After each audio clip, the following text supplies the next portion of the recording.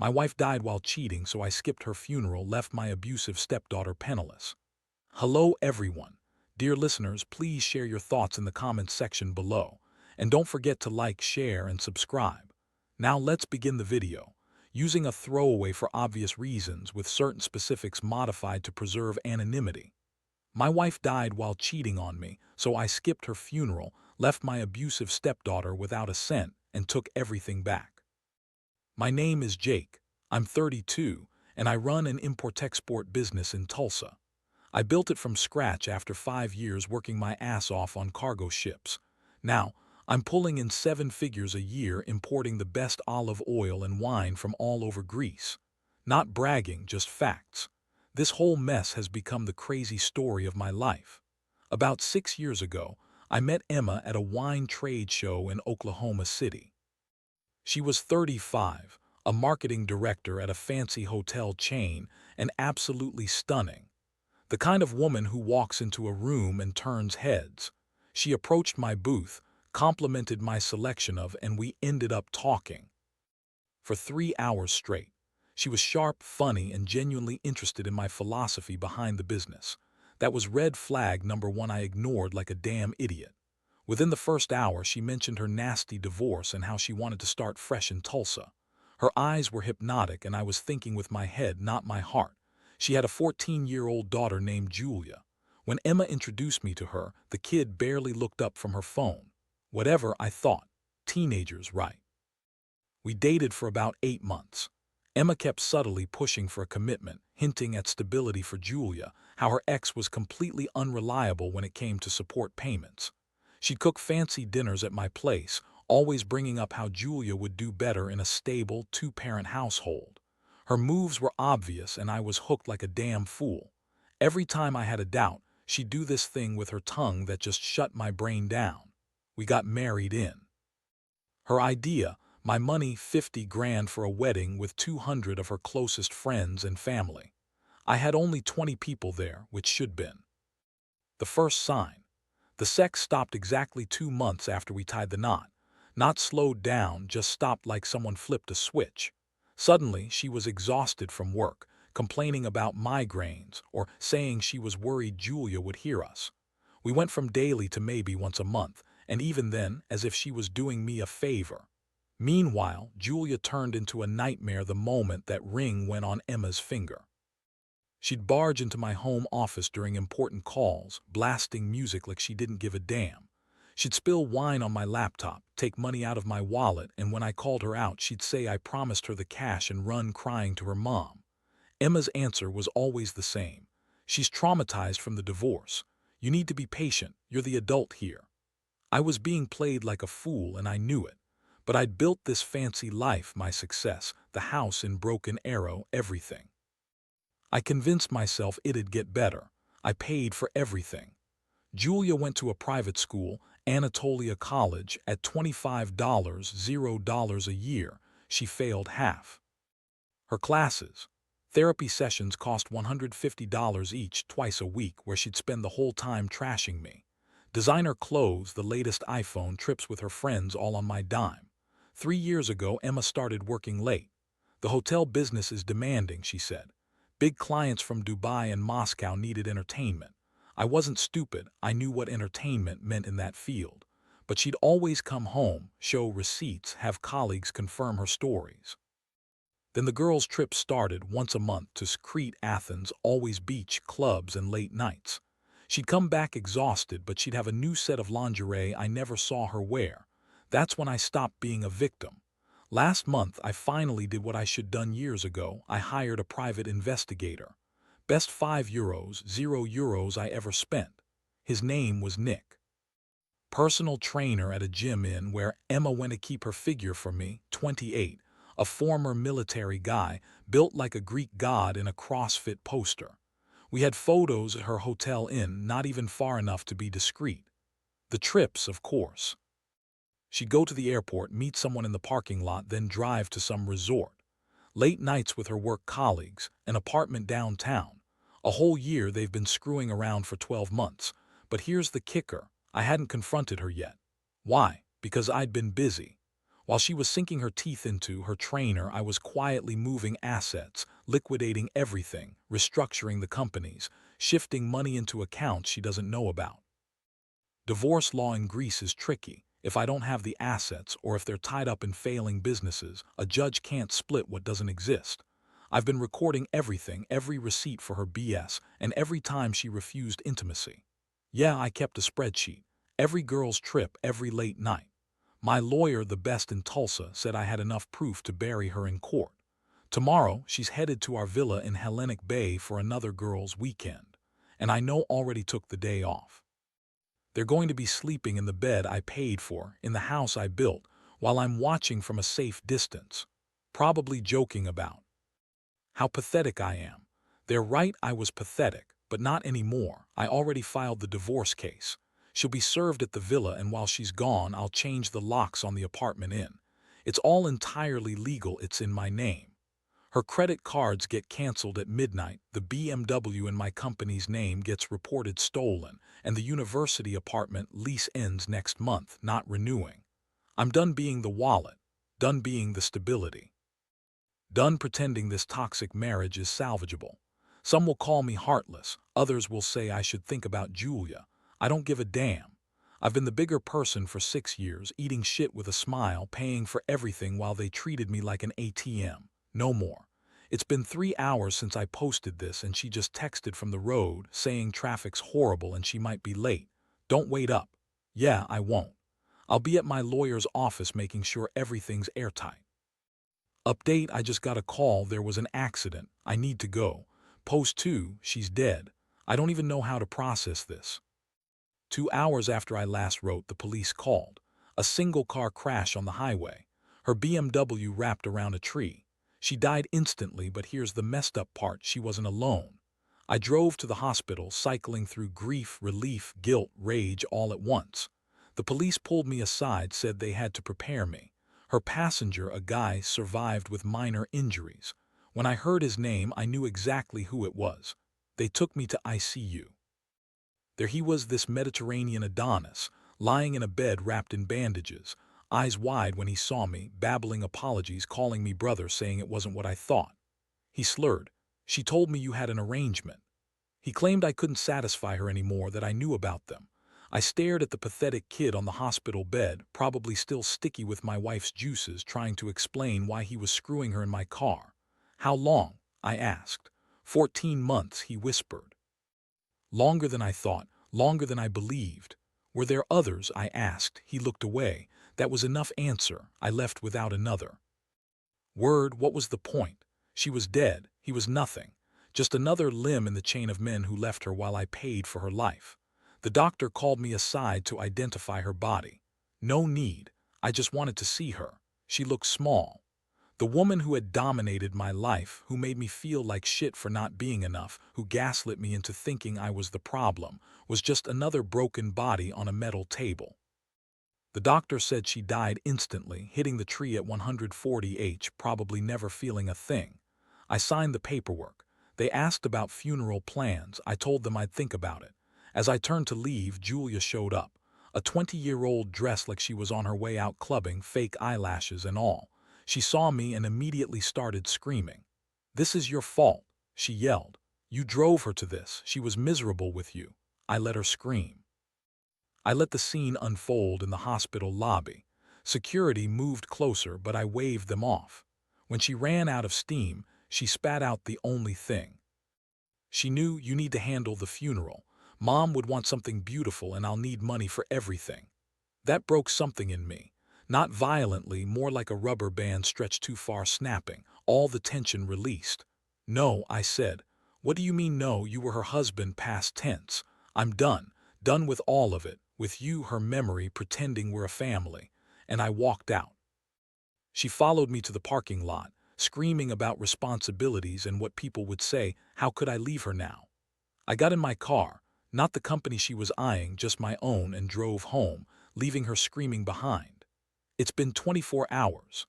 My phone been nonstop ringing. Her family, who never cared about me except when they needed something, her friends, some of whom probably knew about the affairs, and Julia, leaving frantic voicemails calling me a monster. The funeral home called They Need Decisions. I gave them Julia's number. My lawyer, the best in Tulsa, called next. Asked if this changed anything with the assets. I told him no. If anything, it sped things up, because I finally realized I was free. She died cheating, probably with some other guys still inside her. And who am I supposed to mourn? The woman who spent our marriage lying, cheating, and planning to destroy me. F that. Tomorrow I'm canceling every card, every automatic payment, everything tied to her or Julia. The apartment near the university, the bills she's been sneaking, I'm ripping it all down. I'm not even sad about it. Is that fucked up?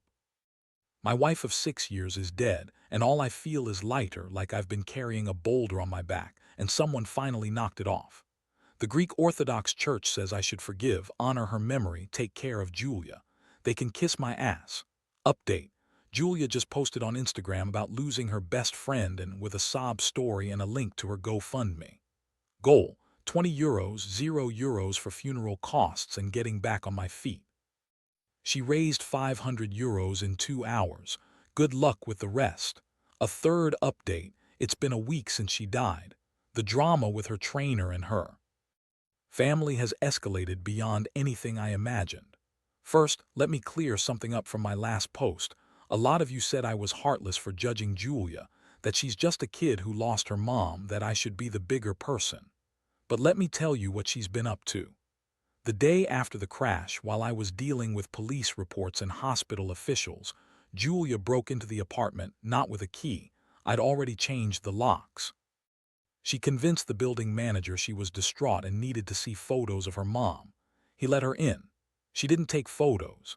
Instead, she took my collection, €80, €0 worth jewelry from Emma I purchased, another €50, €0 my office jersey of. She even tried to grab my laptop but got spooked when a neighbor came to check out the noise. I've got security cameras, she forgot. I called the cops, filed a report, showed them the footage. They picked her up at her friend's place wearing trying to sell my Omega to some shady dealer. Now she's out on bail, thanks to Emma. Sister, but we'll get to that mess in a minute. The funeral, Jesus. Emma's family, who I supported financially for 6 years, suddenly became devout Greek Orthodox. Her mom, who hadn't been to church in forever, was crying about proper burial rites and how Emma needed a beautiful send-off. The funeral director kept calling me 8 times each with increasing demands. A mahogany casket with gold fixtures, €15, €0. Full Orthodox service with paid mourners, €5, €0. A burial plot in the nice cemetery, €25, €0. Reception at the €10, €0. Total, €55, €0 for a woman who died cheating. I sent a simple text: I'll pay for cremation, that's enough. The family freaked. Emma's sister, Lisa, showed up at my office with a priest to guilt me into paying. You're her husband before God, the priest thundered. Yeah, she was screwing her trainer before God, too, I shot back. Then he left. Lisa didn't. She threw every tantrum, crying, guilt-tripping, threatening to tell everyone what kind of man I am. I just told her to shut the hell up and told the lawyer I refused to pay. €55, €0 to bury a cheater. Let her try to sue me. That night I got a call from my accountant. Someone tried to claim the life insurance, the one I'm beneficiary of. But there's no policy anymore. Emma canceled it 2 years ago, cashed out €30, €0 and never told me. I pulled bank records. €30, €0 transferred to an account I didn't recognize, and guess what it belonged to? Emma somehow thought he was a partner. The money was supposed to protect me if she ever died, but she stole it. And there was more. I hired the pie again, told him to dig. Over 6 years, there were 4 other guys. Her Pilates instructor, Petro from Dubai, her best friend's husband, and each with their own stories.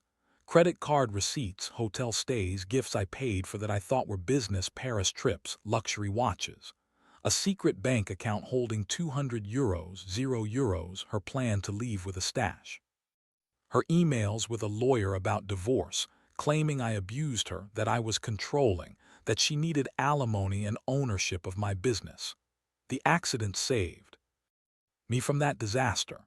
Now, a week later, the funeral is over.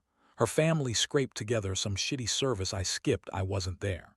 Instead, I'm filing claims against her estate for theft and fraud.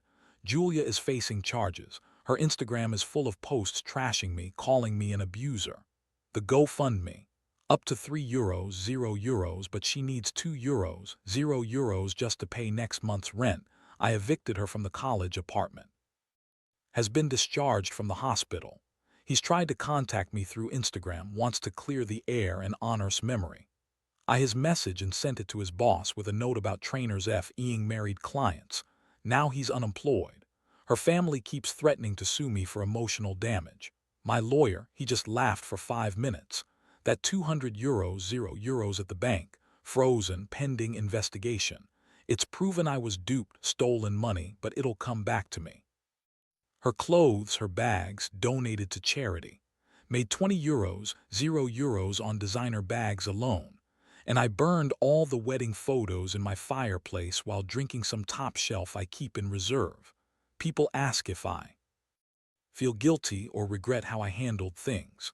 Honestly, the only regret I have is not seeing the truth sooner, not trusting my gut, not protecting myself from the start. But I don't regret not playing the part of the grieving widower, not funding her bratty daughter, not one bit. I'm 32, I built my empire, own properties and my bank accounts than ever. Last night I went to a wine bar alone, ordered a bottle of and enjoyed it. No one begging for a sip, no drama, just peace. The owner, a woman about my age, struck up a chat about wine, and I spent hours talking about terroir and imports. She handed me her card, said she'd love to feature some of my wines. For the first time in years, I went home feeling hopeful. Emma is dead, Julia is someone else's problem, and I finally cut loose from the leeches. And I'm free. Update. Just texted asking for €20, €0 more to cover the cemetery's costs or they'll exhume her and move her somewhere cheaper. I sent back a thumbs up emoji. Second update. My lawyer called. The forensic accountant found another €50. Zero hidden in crypto. Emma was smarter than I thought. Third update. Texted from a new number begging for €5, €0 for some emergency. I sent her a screenshot of the contract she signed and blocked her. 6 months later, here's the final chapter. It's been half a year since Emma's death, and I'm still living my best life. I wasn't planning to update, but a week ago, something clicked. First, let me give you a quick rundown of my life now. Business is booming. I launched a website exposing her BS, which turned out to be the best marketing I never intended. Turns out Greek businessmen respect a guy who doesn't take shit. I've signed 3 big distribution deals and opened a second warehouse. Maria and I are seeing each other, not living together this time, but seriously dating. She owns 3 wine bars and my imports are the star attraction. We went to Santorini recently, stayed at the same hotel my ex-wife and I married in, just to exorcise that ghost. Maria suggested making better memories, and we did on the balcony where I proposed to Emma. But here's the kicker, the universe hit her with one final dose of justice. Last week, reached out not directly, but through a mutual friend who owns a gym supplier. Turns out, is completely ruined.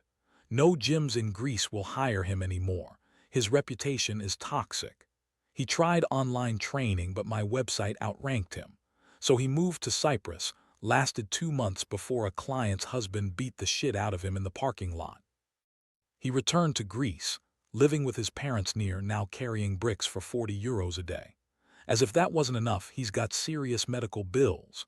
Turns out, the car crash caused spine damage requiring ongoing treatment, physiotherapy, pain meds costing €50, €0 over 2 years. His parents are farmers and can't afford that. So he caved, asked our mutual friend to ask me for a loan. I went to meet him not out of kindness, I just wanted to see how far he'd fallen. Found him in a coffee shop looking like shit, no abs, just a soft belly, faded jeans, and a knockoff polo. "Jake," he started, "I know you don't have to help. I'm desperate, the pain's relentless, I need the surgery." I let him talk, let him grovel, then I showed him a pick-me-a yacht with Maria sipping champagne, a lot more expensive than his monthly salary. "This is my life now," I told him. No lies, no betrayal, no parasites draining my accounts. He burst into tears, a 28-year-old former beast now crying like a baby in a suburban coffee shop, Please, he begged. I'll pay back with interest. I'll sign anything. I finished my coffee, looked down at him and said, "You left my wife in my bed in my house while I paid for the room and you laughed about how pathetic I was. I was wrong." "Yeah," he whispered, crying into his. "I'm not a provider," I added. "I'm a businessman. You're a bad investment." I left him there, sobbing. But the universe wasn't done yet. 3 days ago, Julia popped back into my life, not physically, but through a lawyer. She's suing me for emotional damages and unlawful eviction, claiming I owe support because I'm her facto guardian, and that my exposing her crimes ruined her prospects. Her lawyer demanded €100, €0, or they're taking me to court. I laughed so hard Maria thought I was losing it. My lawyer, unfazed, sent her a file showing her criminal record, the stolen, her expelled from college, her signed confession stealing €130, €0 worth of goods, and a counterclaim for $500,000 for damages to my business. She dropped the case within a day. And the irony, Julia can't even afford her lawyer. She convinced him to work on contingency, promising a big payday. When she realized there was no money, he billed her €5, €0, which she doesn't have. Now she's being sued by her own lawyer. Last I heard, she's living with some divorced 45-year-old shop owner near, working at a joint, playing stepdaughter to his kids, trading youth for rent, just how her mom did. The cycle continues, but not on my dime. And the best part, the universe saved its final punch. Remember that Villa Inn where Emma died after her little joyride? I'd been trying to sell it, too many memories of betrayal. A Russian oligarch bought it, €2 4 million cash, finalized yesterday. As I signed, he made a comment about God's justice, knowing the whole story. "Lucky," I said, "because she got her karma. She died in a car I paid for with another man's, probably still inside her. I walked out €2 4 million richer. That villa is gone, converted into the biggest fund I've ever had to grow my business." Maria met me afterward. I told her about begging for money, Julia's failed lawsuit, the Russians' toast. She asked how I felt. I said, like I won. Not because they're suffering or because I'm happy about their pain, but because I'm thriving despite everything. She raised her glass. "The best revenge," she said, "is living a life worth loving." We went back to her place, honest, no hidden phones, no fake headaches, just genuine connection. This morning I woke up in my apartment, saw the sunlight, heard her making Greek coffee in the kitchen, and felt something I hadn't in years: peace. No dread, no paranoia, no checking bank accounts. Just pure calm. 6 months ago I thought my life was over. My wife was dead, her family was attacking me, and social media wanted me. Now I've got a booming business, a woman who loves me, and the parasites, those leeches, are gone. The truth is out, and Emma, she's buried in a hole her family can barely afford, remembered not as a devoted wife and mother, but as a serial cheater who died with another man's inside her. Poetic justice. Update. Julia just tried to add me on LinkedIn. Blocked and reported. Update 2. My accountant just found another €50, €0 hidden in crypto. Emma was smarter than I thought, but not smart enough. She wrapped her BMW around a tree while getting it on with. Update 3. Julia, from a new number, begged me for €5, €0 for some emergency. I sent her a screenshot of the contract she signed and blocked her again. And after 6 months, here's the final chapter. I wasn't going to write again, but last week changed everything. Here, how my life stands now: business, better than ever, thanks to the website I built exposing her lies. Turns out, Greek businessmen respect a man who doesn't take shit. I signed 3 major deals and opened a second warehouse in. Maria and I are officially a thing, not living together but serious. Her bars feature my wines exclusively. We went to Santorini, stayed at the same hotel where I married Emma, just to break that ghost. And it worked. We made better memories on the balcony where I proposed to her. But the real kicker, the trainer who was screwing my wife when she crashed her BMW, reached out last week. Not directly, but through a mutual friend who owns a gym supply company I work with. Turns out, is completely done. No gyms will hire him. His reputation is wrecked. He tried online training, but my website outperformed him. So he moved to Cyprus, lasted 2 months before a client's husband beat him up in the parking lot. Now he's back in Greece, living with his parents, working for €40 a day, carrying bricks. And he's got Bill's spine surgery cost of €50, €0 over 2 years. His parents are farmers, broke as hell. So he swallowed his pride. Asked a mutual friend to ask me for a loan. I met him at a coffee shop in Larissa. He looked like shit. No abs, a soft belly, faded jeans, a knockoff polo. Jake, he started, I know you don't owe me anything, but I'm desperate, the pain is constant, I need this surgery. I let him talk, let him beg, then I showed him a picture, me on a yacht with Maria, champagne, everything he's not. This is my life now, I told him. No lies, no parasites. He cried, begging to pay back with interest. I finished my coffee, looked down at him and said, "You left my wife in my house, in my bed, laughing about how pathetic I was. I was wrong to think you were worth anything." "Yeah," he cried, "I'm sorry. I'm not a provider," I said. "You're a bad investment." I stormed out, leaving him crying into his, but the universe wasn't done. Just 3 days ago, Julia popped back into my life, lawyered up, suing me for damages and support, claiming I caused her harm and that I owe her because I'm her facto guardian.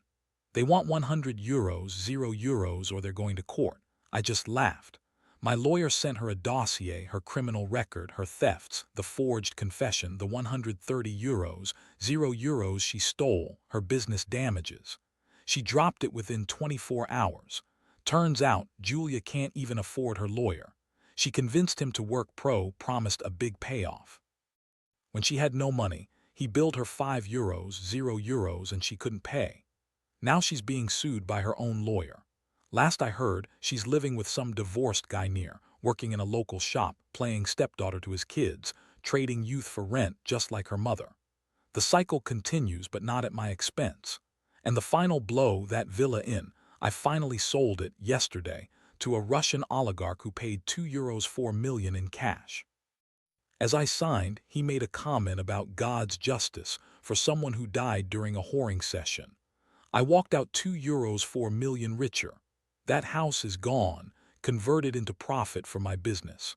Maria's waiting for me after dinner and I told her everything about Julia's lawsuit, the Russian toast. She asked how I felt. I said, like I won. Not because they're suffering, but because I'm thriving. We clinked glasses. She said the best revenge is a life well lived. And we celebrated honest, open, real. Today I woke up in my apartment, sunlight pouring in, her making Greek coffee in the kitchen, and I felt something I haven't felt in ages, peace. No paranoia, no checking bank statements, just calm. 6 months ago, I thought I was done, wife dead, family attacking, social media crucifying me.